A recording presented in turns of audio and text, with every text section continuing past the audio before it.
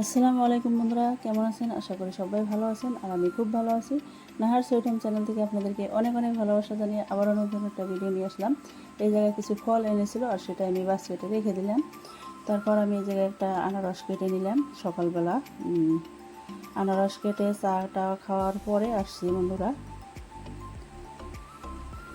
তারপর আমরা আমাদের আর কি চাটা খাওয়া হয়ে গেছে, সেগুলো শেয়ার করা হয়নি, হয়তো ভিডিওটা লং হয়ে যাবে সেই জন্যে। আর এই জায়গায় মাছটা আমি ঢেলে নিলাম আর মাছগুলো আর কি কুটে নিব। তারপরে এই যে ডাটাগুলো দেখতেছেন, এই ডাটাগুলো দেখেন একদম বুড়া হয়ে গেছে, আর এই ডাটাগুলো কেন আনছে পরে বলতেছি। তারপর এই যে আমি কাঁচামরিচের পেস্ট বানিয়ে রাখি আর কি ফ্রিজের মধ্যে, আর সেটাই নিতে আসছি। এখন আর কি মাছটা আমার কোটাকুটি হয়ে গেছে, সেগুলো রান্না করব। এই যে মাছটা কুটে আমি রেডি করে নিচ্ছি, আর এই জায়গায় হাঁড়ির মধ্যে অল্প পানি গরম দিয়ে দিলাম, যেহেতু রান্না করার টাইমে লাগবো। আর এই জায়গায় আমি কড়াইটা বসিয়ে দিলাম, কাঁচামরিচের পেস্ট আর কি দিয়ে দিলাম। এখন আর কি ওই যে কড়াইটাও গরম হয়ে গেছে, সেই জন্য অল্প তেল দিয়ে নিলাম। আর এই জায়গায় হলুদের গুঁড়া, মরিচের গুঁড়া সব কিছু দিয়ে মাখিয়ে নেব। তারপর ওই ডাটার বিষয় বলি আর কি বন্ধুরা। ডাটাগুলো আনছে একদম বয়স হয়ে গেছে, ডাটাগুলো খাওয়াই যায় না। আমি আগাল থেকে কয়েকটা ডাটা নিয়ে আর কি কুটে নিছি। আমি আমার হাজব্যান্ডকে বললাম, এরকম বুড়ো ডাটা কেউ আনে নাকি, এই ডাটাগুলো কি খাওয়া যাবো নাকি? আমার হাজব্যান্ড তখন বললো, খাওয়ার জন্য আনি নেই, না খাওয়া যায় ফেলে দাও, অসুবিধা নাই। তাহলে খাওয়ার জন্য আনেন নাই, তাহলে কেন আনছেন? তখন আর কি আমাকে বলল যে বয়স্ক একটা লোক আর কি ডাটাগুলো বিক্রি করার জন্য বাজারে বসে আছিল সন্ধ্যার পর পর্যন্ত। আমার হাজব্যান্ড বলে কি আর কি কেউ নিতেছিল না, যেহেতু ডাটাগুলোর এই কন্ডিশন বেশি ভালো ছিল না, সেই জন্যেই এনেছি। হয়তো এই ডাটাগুলো বিক্রি না করা পর্যন্ত উনি বাজারেই বসে থাকতেন, সেই জন্যে। আসলে এইরকম কাজ আমার হাজব্যান্ড মাঝে মাঝে করে, তার মনটা খুবই ভালো আর সবার জন্য দয়াও বেশি। আমি এটা বলতে পারি যে লাখ টাকা পকেটে নিয়েও হয়তো এরকম মন কারো কারো নাই। আমি কিন্তু আল্লাহ তাআলা আমার হাজব্যান্ডকে কোটি টাকার মনটা দিয়েছেন। বিশ্বাস করবেন না করবেন জানি না, মাঝে মাঝে মাছ কিনে নিয়ে আসে, সেগুলো কেনার পর আর কি এনেই বলে যে ফেলে দাও। আমি বলি যে কেন? বলে যে মাছগুলো পচে গেছে। আনছেন কেন? আমার দোকানের সামনে ছোট ছোট বাচ্চারা বিলের নদীর পাশাপাশি বিল থাকে, সেই বিলের মধ্যে সারাদিন হাত দিয়ে মাছগুলো ধরে বা ছোট ছোট জাল দিয়ে ধরে, সেগুলো 1-1.5 কেজি মাছ কিনে বিক্রি করতে আসে। আর সেগুলো মাছ মানে পচেই যায় আনতে আনতে, যেহেতু ছোট বাচ্চা। আর সেগুলো মাছ আর কেউ কেনে না, সেই জন্য কিনে নিয়ে এসে আমি 2-3 দিন এইভাবে মাছ এনে আনার পর আর কি ফেলেই দিয়েছি, একদম গলে গলে পচে গেছে গরমের মধ্যে যেহেতু। আসলে এরকম কাম হয়তো কেউ করে না, টাকা পয়সা যতই থাক, মনটা আল্লাহ তাআলা সবারই এক দেয় না। কিন্তু আমার হাজব্যান্ডের মনটা খুবই ভালো, আর সবাই দোয়া করবেন আমার হাজব্যান্ডের জন্য, সবারই পাশে দাঁড়াতে পারে। যেরকম করে হোক, শারীরিক দিয়া হোক, আর্থিক দিয়া হোক, যে যেরকম বেকারে পড়ে এসে বললেই পাশে দাঁড়ায়, আর পাশে দাঁড়ানোর সবসময় চেষ্টাও করে। আমার স্বামীর শরীরটা সবসময় যদি আল্লাহ তাআলা ভালো রাখেন, সুস্থ রাখেন, সবাইকে এইভাবে হেল্প করতে পারে। তারপর আমি রান্নাটা করার পরে এই কাপড়গুলো ধুয়েছি, সেগুলো তো আর আপনাদের সাথে শেয়ার করতে পারলাম না। আর এই ঘরটা আমার মোটামুটি অনেক দূর কাজ এগিয়ে গেছে।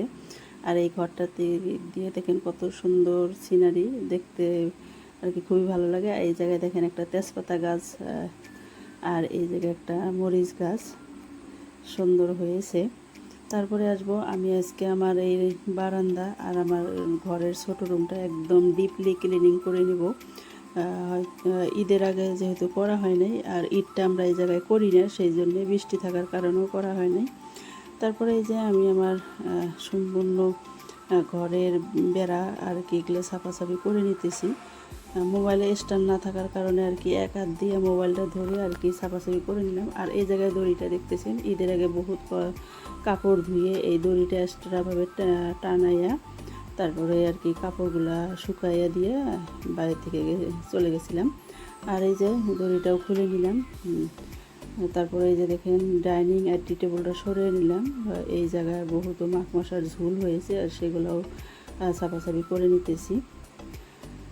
এর তো স্ট্যান্ড না থাকার কারণে ভালো করে দেখানো পারতেছি না। আর আমার ফ্লিপকার্টের থেকে অর্ডার করার পর কিবা একটা ইস্যু করেতেছে আর কি, অর্ডার নিতেছে না, কিবা হয়েছে আমার ফ্লিপকার্টে জানি না। আর সেই কারণে আমি স্ট্যান্ডটা অর্ডারও করতে পারতেছি না। আর এই জায়গায় ডাইনিংটা আজকে আমি ভালো করে সাফা করে নেব। কারণ বহুদিন ধরে এই ডাইনিংটা সাফা করা হয় না, ধুলো বালু পড়ে আছে। আর এই যে ডাইনিংটা দেখতেছেন খোপ খোপ টাইপের আছে, সে কর্নারে কর্নারে ধুলা বালু পড়ে আছে। আর এটা আমি একটা ভেজা ন্যাকড়া দিয়ে ভালো করে মুছে নিতেছি। তারপর এই ডাইনিংটা আসলেই সংসারের সব কিছুই শখেরই হয়, মেয়েমেশের শখ করেই সব কিছু করা হয়, যার যেরকম আছে সেই অনুযায়ী করে। আর এই ডাইনিংটা খুবই একটা ইউজফুল বস্তু, আর এত সুন্দর অল্প স্পেসেই আর কি রাখা যায়। আগে যখন আমার এই ডাইনিংটা ছিল না, বাড়িতে যখন বেশি মেহমান আসতো, আমার খুবই খারাপ লাগতো ঘরের মাইজার মধ্যে আর কি বিছনা চাদর বিছিয়ে বিছিয়ে খেতে দিতাম।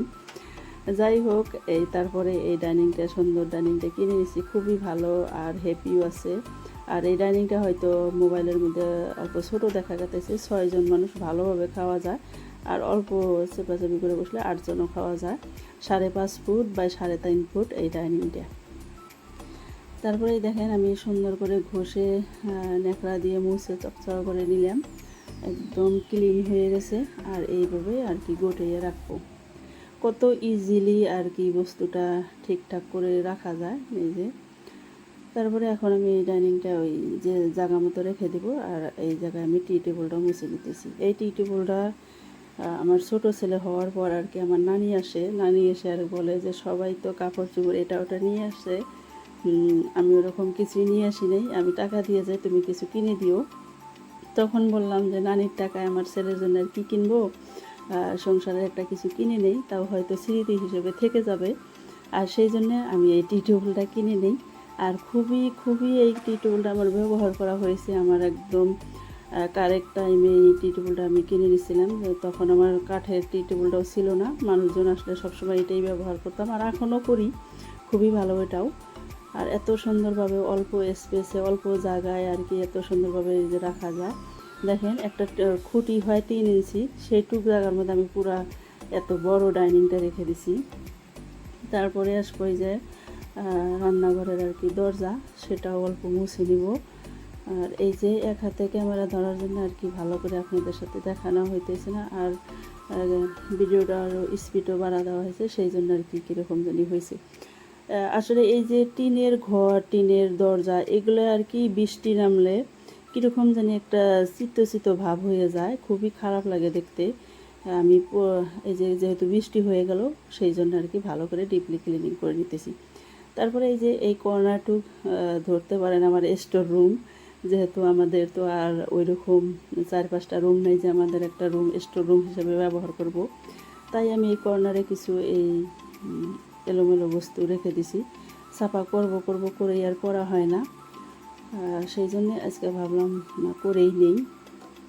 সকাল সকাল যেহেতু রান্না বান্না করা হয়ে গেছে, তারপর এই যে আমি সাফা করার জন্য এই জুতোর খাপগুলো দেখতেছেন, বেশি কয়টাই খালি, কেন যে রেখে দিছি জানি না, কয়েকটার মধ্যে আছে, 2-1টার মধ্যে আছে, আর বেশি কয়টাই খালি। সম্পূর্ণ আর কি এইভাবে ঝাড়ু দিয়ে সাফাসাফি করে নিতেছি। বন্ধুরা, এখন পর্যন্ত আমার ভিডিওটা যারা যারা দেখতেছেন আপনাদেরকে অসংখ্য ধন্যবাদ, আর আমার পাশে থাকবেন। আমি ভিডিও দেই বলে দিতেছি, বহুদিন পর ভিডিও দিলাম। কোনো কাজ আসলে আপনার মন থেকে ইচ্ছে করে নিজের ইচ্ছায় করবেন, যখন নিজের আনন্দ, মনের আনন্দ দিয়ে করবেন, তখন আর কি চারিদিক দিকে বাধা আসলে সেই কাজটার মন বসে না, আর সেই জন্যই করতে ইচ্ছে করে না এইভাবে ভিডিও করতে। সেই জন্য আর কি এত লেট হয়ে যায় আমার ভিডিও দেওয়া, কিন্তু খুবই ভেবে আর কি আমার ভিডিও করতে লাগে, ভালো লাগে না এইভাবে ভিডিও করতে, তারপরেও করতেছি। আর আমার এই ডিপলি ঘর ক্লিনিংটা আমি ভাবলাম যে শেয়ার করি। আর এই জায়গায় দেখেন ডাইনিং টেবিল সবই চকচকা হয়ে গেছে। আর কিছু কাপড় ছিল যেটা আমার ইউজ করা হবো না, সেটা আর কি যে এত সুন্দরভাবে একটা গদি বানিয়ে দিলাম। একটা টি শার্ট ছিল আমার হাজব্যান্ডের, আর ওটার ভিতরে পুরোনো কাপড়গুলো রেখে একটা গদি বানিয়ে দিলাম। তারপরে যে এলোমেলো বস্তুগুলো এই জায়গায় রাখছিলাম সেটা ফেলে দিয়ে আসলাম, আর এই যে এই জায়গায় সামনে একটা পর্দা দিয়ে দিলাম। তারপর এই যে আমার ছোটো রুমটায় আসলাম, এই রুমটা আসলে ভালো করে ক্লিনিং করে নেব। আর ঘড়িটা দেখতেছেন, ঘড়িটার ব্যাটারি শেষ হয়ে গেছে, এটা কিন্তু সকালবেলা করতেছি না, এটা দুপুরবেলা। আর এই যে টিনের মধ্যে কালার উঠে গেছে, কেন কালার উঠে গেছে, এই ঘরটা যখন আর কি কালার করে, তখন আমি বাবার বাড়িতে ছিলাম, বাবার বাড়িতে মানে বেড়াতে গেছিলাম, আর আমার হাজব্যান্ড ঘরটা কালার করছে। আর তারপরে যে কালার করার টাইমে প্রাইমার মারছিল না টিনের মধ্যে, সেই জন্য আর কি কালারগুলো এইভাবে চল্টিভাবে চল্টি করে উঠে গেতেছে, খুবই খারাপ লাগে, 2-3 জায়গায় উঠে গেছে। তারপর এই যে ঝাড়াঝাড়ি করে নিতেছি, ভালো করে ঝাড়াঝাড়ি করে নেওয়ার পর আর কি ঘরটাও ঝাড়ু দিয়ে নিব। আর এই যে পাউদানিটা আমি এই জায়গায় গুটিয়ে রাখছি। এখন আমি বিছনাটাও ঝাড়ু দিয়ে নিব, যেহেতু আমি ফ্যান ট্যান সাফা করেছি, সেগুলো তো শেয়ার করা হলো না। এই যে বিছানাটাও আমি ঝাড়াঝাড়ি করে আর কি সাফাসাফি করে নিতেছি। তারপরে যে দেখেন আমার বিছানাটাও ঝাড়া হয়ে গেল। ফ্যানটা দেখেন এখন আমি কত সুন্দরভাবে ফ্যানটা ক্লিন করে নিয়েছি। আর এই ফ্যানটা ময়লাও কম হয়, কেন জানি না। ওই রুমের ফ্যানের তুলনায় এই রুমের ফ্যানটা খুবই ময়লা কম হয়। তারপরে যে পানি নিয়ে এসে আমি ঘরটার মুছে ঘর ফ্যান দিয়ে শুকানোর পর আসছি। আর এই যে পাউদানিগুলো এখন বিছিয়ে দিতেছি। এটা অল্প লম্বা পাউদানি, আর সেগুলো বিছানোর পর আমার ঘরের ফাইনাল লুকটা আপনাদেরকে সাথে শেয়ার করি আপনাদের সাথে। আর কেমন লাগতেছে অবশ্যই কমেন্ট করে বলবেন।